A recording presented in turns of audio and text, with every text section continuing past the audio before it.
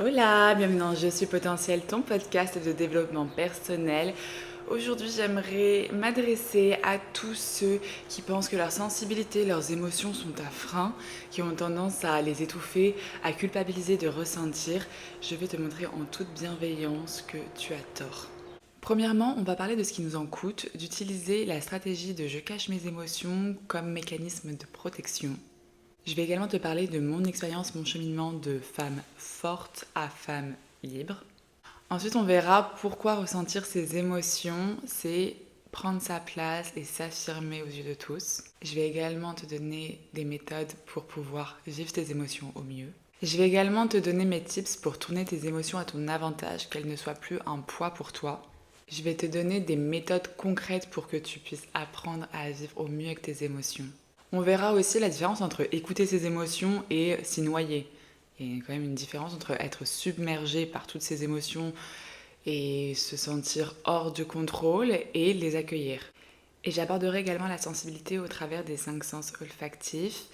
Puis je ferai un point également sur l'hypersensibilité, c'est ultra important qu'on en parle.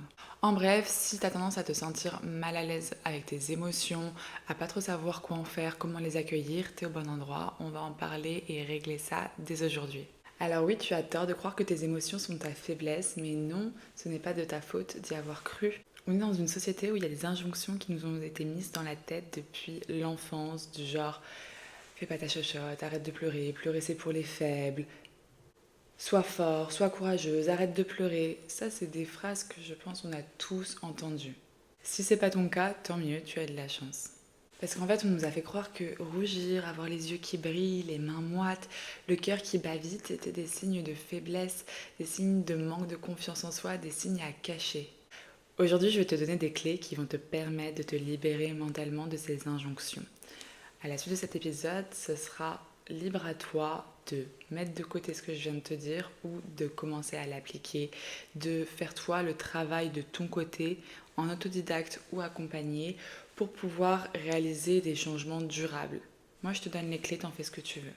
Et je sais qu'on est énormément de femmes à avoir été poussées à construire cette carapace de femmes fortes qui cachent ses émotions, qui les étouffent, mais également les hommes. Les hommes à qui on a dit depuis toujours qu'ils devaient être forts, robustes, imperturbables. Alors qu'en réalité, ils sont juste humains, ils vivent des émotions comme tous les humains. Et la grosse connerie, c'est que dans l'inconscient collectif, il y a ce truc de un homme qui pleure, un homme qui vit ses émotions, qui est à l'aise avec ses émotions, il est efféminé ou il est faible. Alors que c'est tout le contraire, on va y venir juste après. Les émotions, comme elles sont l'ordre de l'intime, des ressentis profonds, de l'expression de la pensée par le corps, elles sont souvent refoulées et cachées sous une carapace. Par exemple, quelqu'un qui va te plaire, tu vas faire semblant qu'elle ne te plaît pas, essayer de pas rougir, pas sourire. Quelqu'un qui va te faire peur, tu vas essayer de ne pas pleurer, tu vas vouloir garder la face. Et dans certains cas précis, ça peut faire sens de faire ce choix d'avoir cette carapace, évidemment. Mais bien souvent, cette carapace se met sans même nous demander si on a vraiment envie de la mettre. On ne nous laisse même pas le choix, c'est juste un mécanisme de protection qui est automatique. Parce qu'il y a une croyance ancrée, ce qu'il y a derrière, c'est une croyance de émotion égale vulnérabilité égale faiblesse. D'ailleurs, je t'ai déjà fait un épisode sur la vulnérabilité, sur la force qu'il y a à être vulnérable. Dans cet épisode, je déconstruis toutes les idées reçues sur le fait d'être à l'aise avec sa vulnérabilité et je te montre bien que la vulnérabilité est en réalité une forme de courage. Si tu l'as pas encore écouté, je t'invite à le faire. Il est disponible donc sur cette chaîne d'épisodes de podcast Je suis potentiel. Je vais te partager ma propre expérience, c'est très personnel, c'est du domaine donc des émotions, donc de la vulnérabilité, mais pas de la faiblesse, de la force. J'ai grandi dans un environnement familial compliqué où beaucoup d'émotions fortes se jouaient en moi. Et la meilleure façon que j'avais trouvée pour y répondre à l'époque, pour me protéger de tout ça, c'était de créer cette carapace et ne pas laisser ressortir mes émotions. C'était hors de question que cette personne qui me faisait du mal me voie pleurer parce que pour moi, ça aurait voulu dire qu'elle avait gagné. Donc j'ai plutôt développé un caractère très très insolent. Bon après, c'est tant mieux, il y a quand même une force de caractère qui est restée. De toute façon, c'est pour ça que je pense que dans tous les passages difficiles de la vie, il y a toujours du positif à en tirer parce que c'est quelque chose qui me sert énormément aujourd'hui. Mais voilà, j'ai plutôt créé ce côté rebelle qui aimait le défier la personne, la regarder droit dans les yeux, la fixer, la provoquer et lui montrer qu'elle ne me fera pas flancher. Mais en réalité, c'est pas du tout ce qui se passait à l'intérieur de moi. À l'intérieur de moi, j'étais chamboulée. Donc c'était vraiment de l'ego. C'était pour rentrer dans cette énergie de combat. J'étais pas du tout dans l'expression de ma personne et dans de la libération. Mais bon, c'est normal, je faisais avec les cartes que j'avais à l'époque. Bref, le temps est passé. La jeune Morgane a fait son chemin dans le développement personnel, a énormément travaillé sur elle et aujourd'hui dans une toute autre approche. En fait, j'ai compris que restreindre mes émotions, et que c'était devenu aussi un mécanisme, hein, que le faire automatiquement, c'était me fermer au monde, c'était édulcorer, étouffer ma personne. C'était vivre quelque chose intensément et pas s'autoriser à le vivre pleinement. J'avais quand même des facilités avec tout ce qui était tourné vers le bonheur. Par exemple, pleurer de joie, pour moi, beaucoup plus facile que pleurer de tristesse. Parce que la tristesse, la vulnérabilité, être faible, enfin voilà, ce que je vous ai raconté juste avant. Et parce qu'aussi j'ai grandi avec la conviction que j'avais pas le choix d'être une femme forte. Donc fallait pas pleurer, fallait rester la tête haute, le sourire aux lèvres et continuer à avancer. Et puis au fur et à mesure du temps, je me suis rendu compte à quel point j'étais très empathique, très sensible, contrairement à l'image que je laissais paraître lorsque j'étais dans une situation où mon ego était challengé, où je me sentais agressée. Je me suis vraiment rendu compte que je jouais souvent un rôle qui n'était pas ma réalité, qui n'était pas moi.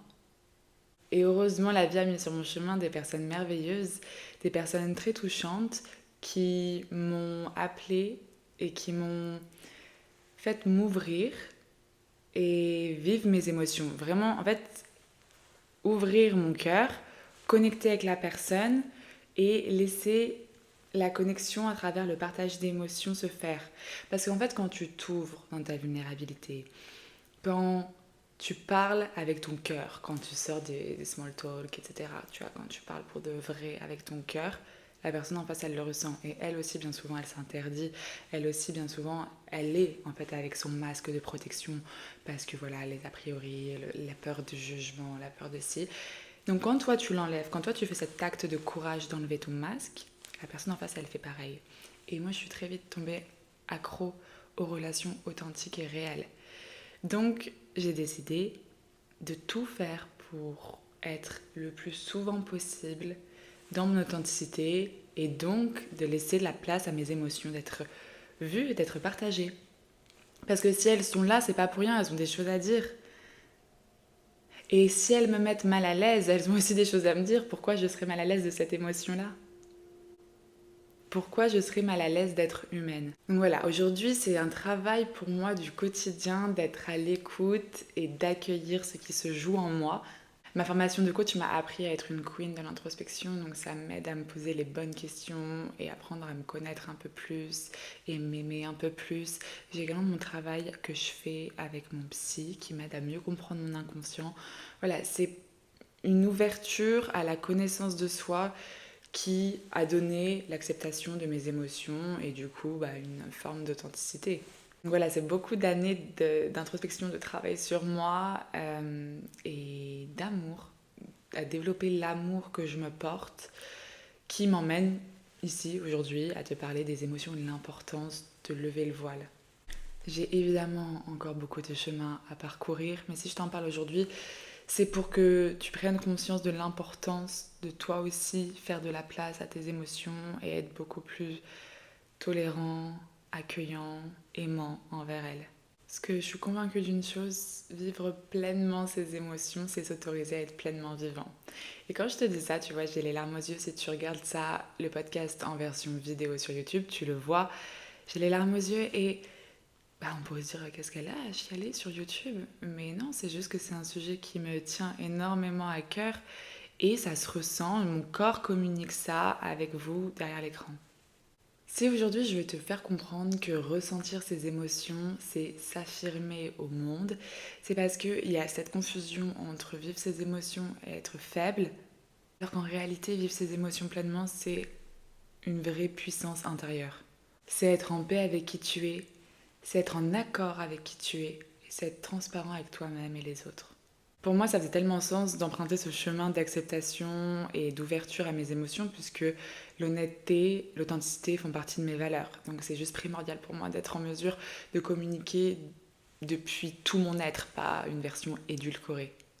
Parce que quand tu caches tes émotions, tu portes un masque et tu crées une barrière entre toi et le monde.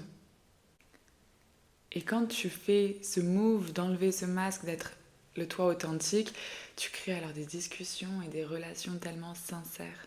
Et je ne parle même pas des conflits, des quiproquos, toutes ces choses qui n'ont pas été dites par ego parce que ouais, je veux pas me montrer faible, etc. Je veux pas montrer mes failles à l'autre, je veux garder ma position, je veux garder ma carapace.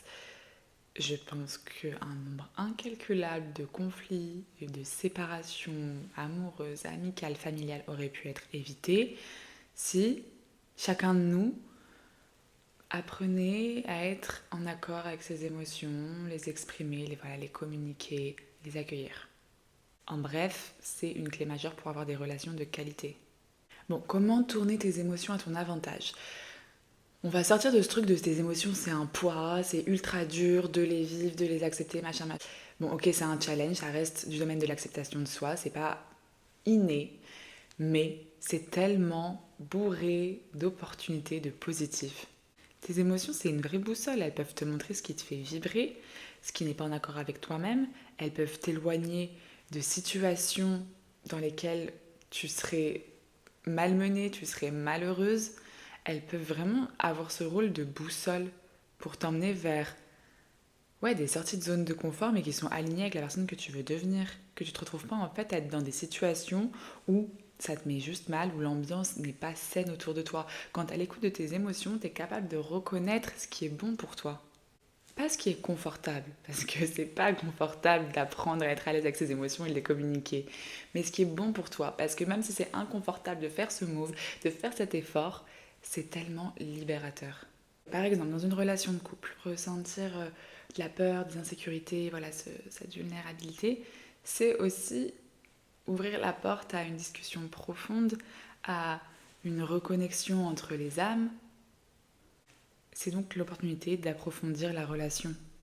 Dans ton parcours entrepreneurial, dans ton projet professionnel, dans ta carrière, ressentir du stress, ressentir des doutes, ressentir de l'insécurité, ressentir les peurs, c'est l'occasion pour toi déjà de te challenger, de voir en fait ce que tu es prêt à dépasser pour pouvoir créer le meilleur dans ta carrière. Et c'est une réelle source de créativité. Ce que tu ressens, en fait, tout se transforme. Donc, quand tu as conscience que tu es dans un processus d'acceptation de tes émotions, tu peux alors du coup les identifier, les comprendre, pourquoi tu ressens ça à ce moment-là, est-ce que tu as envie de changer ça, est-ce que tu as plutôt envie juste d'exprimer ça. Tu peux alors travailler sur comment transformer cette émotion qui peut-être te limiterait parce que t'as peur, tu te sens stressée, tu te sens prise à la gorge, tu n'oses pas, tu te sens coupée, tu te sens limitée. Comment transformer ça en quelque chose de powerful? Ok, t'as eu la voix coupée, t'as perdu tes mots, t'as perdu ton sang-froid, t'as paniqué lors d'une prise de parole en public, en vidéo, anyway. Bon, alors qu'est-ce que tu peux faire pour être plus à l'aise avec cette émotion d'anxiété, de stress qui vient te prendre et qui te coupe tes moyens? Est-ce que peut-être c'est chanter avant de prendre la parole? Est-ce que c'est des exercices de chant? Est-ce que c'est des exercices de respiration? Est-ce que c'est des affirmations positives? Il y a des solutions à partir du moment où tu conscientises ce qui s'est passé, qu'est-ce qui t'a pris aux tripes en fait. Évidemment, comme je disais, c'est aussi l'occasion pour toi de t'observer dans ton développement personnel et de te demander qu'est-ce qui te faisait si peur, qu'est-ce qui t'a paralysé à ce moment-là. Et du coup, peut-être découvrir un podcast lié à ça, lire un livre lié à ça, faire un accompagnement pour pouvoir travailler là-dessus. Bref, la voie de la libération. Pour tous ceux qui communiquent sur les réseaux sociaux, les créateurs de contenu, les entrepreneurs, les artistes, tes émotions, c'est aussi une vraie opportunité de connecter avec ton audience. Personne ne peut s'identifier à madame ou monsieur parfait parce qu'il il n'existe pas.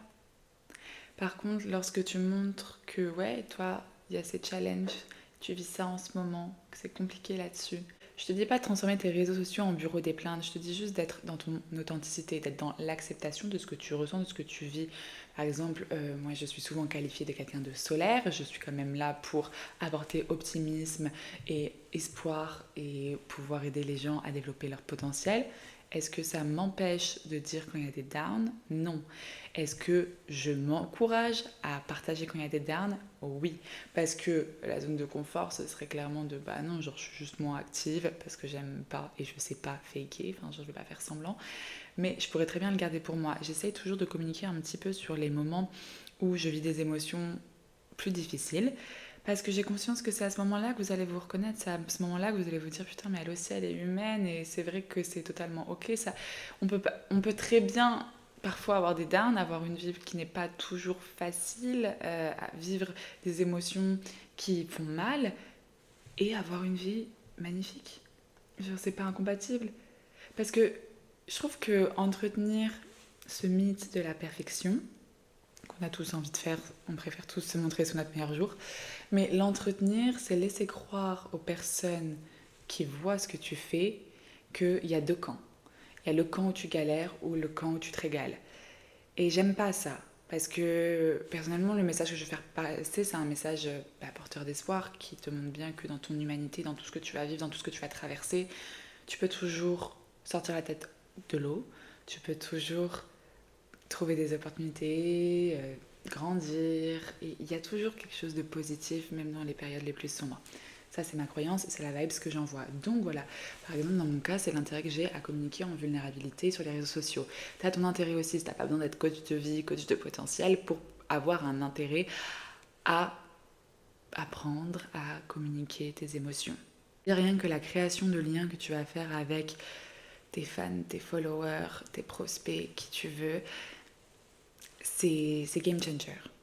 Tu passes du statut je suis un robot à je suis un humain vulnérable et vrai. Donc, concrètement, comment tu peux apprendre à vivre et exprimer tes émotions? Il y a l'option avec un psy où tu peux conscientiser, mettre des mots sur ce que tu as vécu dans ton enfance, sur voilà, ton passé, comprendre ton contexte personnel, comprendre ce qui se joue en toi.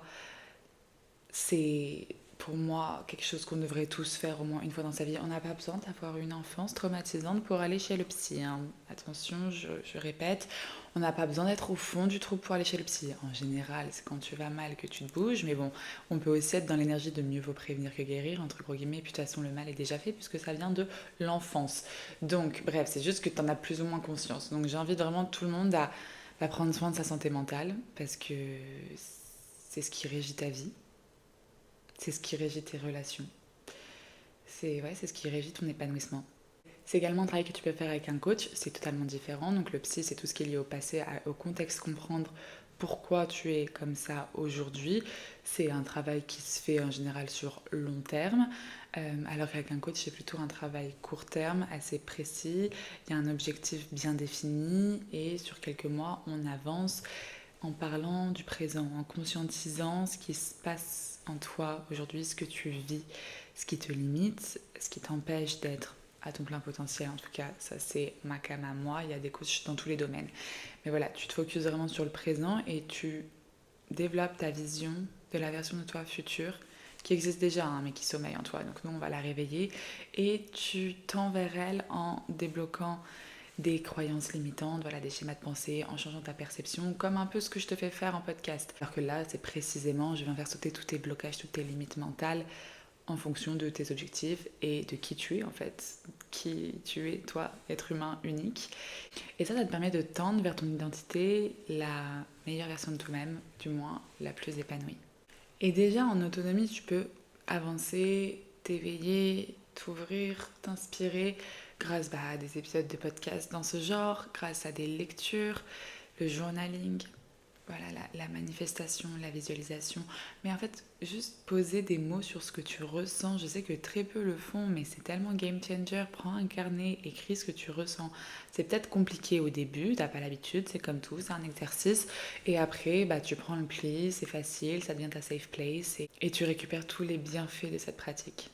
Rien ne se fait du jour au lendemain, mais chaque petit pas que tu fais vers la connaissance de toi, vers ton développement personnel, c'est un sentiment de liberté qui s'ancre un peu plus en toi et ça n'a pas de prix.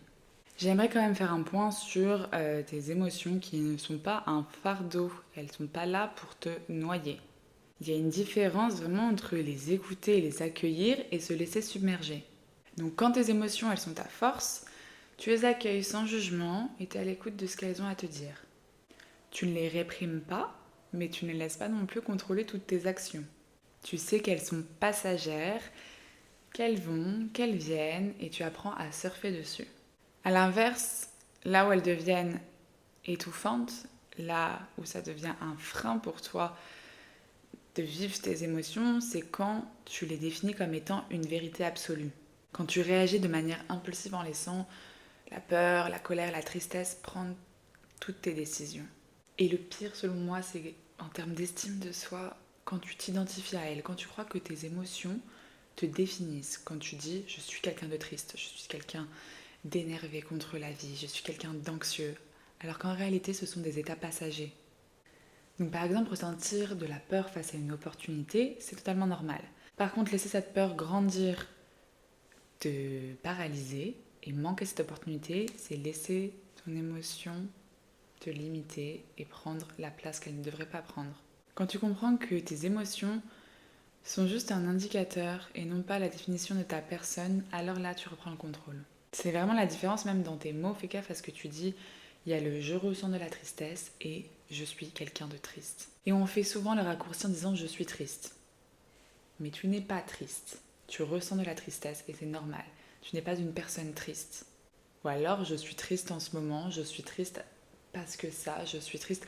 Voilà, mais faut pas que ce soit un discours qui devienne ta vérité. Tu vois, un discours interne que tu cultives et qui te limite. Petite parenthèse pour les hypersensibles, un super pouvoir très mal compris. Alors non, être hypersensible, ce n'est pas être un grand caliméro, c'est simplement avoir un système nerveux plus réactif que la moyenne. Donc sur le plan émotionnel, une simple remarque peut affecter les hypersensibles durablement. Ils ressentent du coup tout plus intensément. Ils sont vraiment des vraies éponges. Par exemple, être autour de personnes qui sont négatives, qui sont tristes, qui portent des énergies lourdes, ça les atteint énormément parce que c'est des vraies éponges. Et ils ont besoin de plus de temps pour pouvoir assimiler, prendre du recul sur un événement qui a été marquant lorsqu'ils ont été chamboulés. Sur le plan sensoriel, c'est vraiment une hypersensibilité à ce qu'ils entendent, à ce qu'ils sentent, au toucher, enfin tous les cinq sens olfactifs, tout est exacerbé. Je sais de quoi je parle parce que c'est aussi mon cas, mais par exemple, métro parisien, combien de fois je suis en train de me boucher les oreilles dans le métro parce que le crissement des roues là, du métro sur les rails, ça me casse le crâne. Voilà, c'est une hypersensibilité à l'environnement également, donc vraiment du côté olfactif. Et ça peut être aussi à travers les odeurs, ça peut être à travers la lumière, enfin ça passe par tous les sens. Mais vraiment que tu sois hypersensible ou pas hypersensible, tu es sensible. Genre, tu es un être humain, tu as des sens, tu es sensible, tu es émotionnel. Tu as l'ouïe, le goût, le toucher, l'odorat, la vue. Vraiment, sois attentif à ce qui se passe autour de toi parce que bien souvent des personnes ont des mal-être, des migraines, etc. Et c'est dû à une hyperstimulation et dans ces domaines-là, du coup, et ils s'en rendent pas compte. Genre, moi, j'ai toujours cru que j'étais une citadine, que j'étais une clubeuse, que j'étais une extravertie, que j'étais, bref, une tornade sociale, comme vous pouvez bien l'imaginer. Et en fait, non. Je le savais pas parce que je m'étais pas posée sur le sujet, mais il se trouve que je suis très très sensible au bruit. Enfin, ça, je l'ai toujours su. Je suis le genre de personne qui, dans la voiture avec des potes, dit les gars, baissez le son. Si une copine me passe un écouteur, je lui dis baisse le son. Je sais que j'entends plus fort que la plupart des gens. Enfin, je suis plus sensible, du moins. Mais je m'étais jamais dit que, voilà, par rapport à mon lieu de vie, il fallait que je me pose sur le sujet pour me sentir bien. Et j'ai toujours, dans le passé, fait beaucoup de migraines, eu très mal à la tête, donc du coup beaucoup de siestes, voilà, des cercles vicieux comme ça, parce que avoir mal à la tête et passer son temps à faire des siestes et bouffer des Doliprane, c'est pas un cercle vertueux. Bref, je me suis vraiment rendu compte qu'en fait, moi, tout ce qu'il me fallait, c'était du calme, de la nature, le chant des oiseaux, voilà, muy bien. J'ai les klaxons, les gens qui crient, voilà, le crissement des rails du métro, enfin, tous ces bruits-là, pour moi, c'est des mini-agressions au quotidien qui s'accumulent. En fait, quand tu les vis, tu es en mode c'est ta norme, tu t'en rends pas forcément compte, t'es dedans. Mais en fait, ça s'accumule en toi et ça crée un mal-être, ça crée une tension et ça crée donc des symptômes que tu crois être liés au domaine de la santé, mais en fait, c'est simplement que tu n'es pas dans un environnement qui est en accord avec ta sensibilité. Et même dans la connaissance de soi, je trouve que c'est ultra important d'avoir conscience de tout ça. Par exemple, le toucher, je suis aussi très sensible là-dessus. C'est ce qui fait que dans la vie de tous les jours, je ne suis pas une personne tactile parce que c'est intense pour moi le toucher. Tu touches pas n'importe qui, tu te fais pas toucher par n'importe qui. Bon, déjà, rien que être dans la même pièce que quelqu'un, voilà, tu ressens l'énergie de cette personne. Mais si en plus tu commences à te tripoter, on n'y est pas. Tripoter, hein, on se calme, les gens qui ont l'esprit un peu mal tourné, on se refocus. Tripoter, je voulais dire s'attraper, voilà, les poignets, les mains, se toucher, faire des accolades, etc.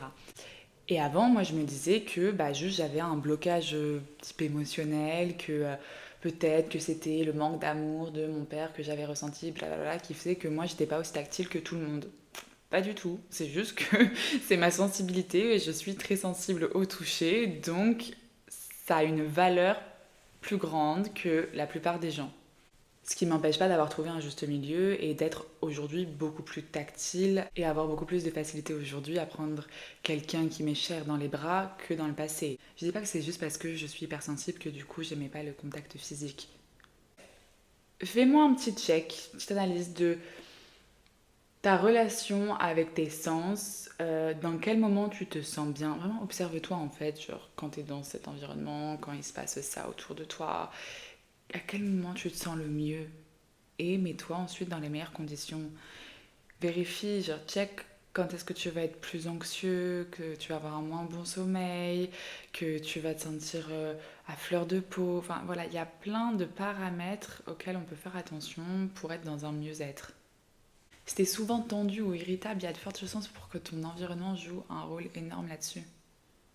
Pour résumer cet épisode de podcast, j'aimerais vraiment te rappeler que écouter ses émotions, les vivre, ce n'est pas se laisser submerger, c'est être à son écoute. Donc reminder numéro 1, tes émotions ne sont pas un poids, elles sont une boussole. Elles n'ont pas à guider toutes tes actions, mais elles peuvent t'orienter. Numéro 2, l'hypersensibilité n'est pas une faiblesse, ça peut être vraiment un pouvoir, ce qui permet de connecter, d'être plus à l'écoute de soi, d'être dans une approche tellement plus intense de la vie, à partir du moment où tu apprends à te mettre dans un environnement qui t'est propice.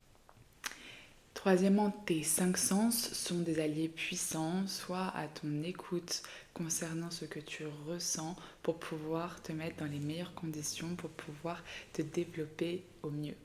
Et quatrièmement, tes émotions sont ton pouvoir. Plus elles sont écoutées, comprises, exprimées, plus elles vont t'apporter une sensation de liberté et une connexion avec l'extérieur tellement précieuse. On arrive à la fin de cet épisode. Si ça t'a permis de percevoir tes émotions avec un nouveau regard, je t'invite à partager cet épisode autour de toi. Ça aide également à faire grandir le podcast. Surtout, pense à t'abonner à la chaîne, que tu sois sur YouTube, Spotify, Deezer, Apple Podcast.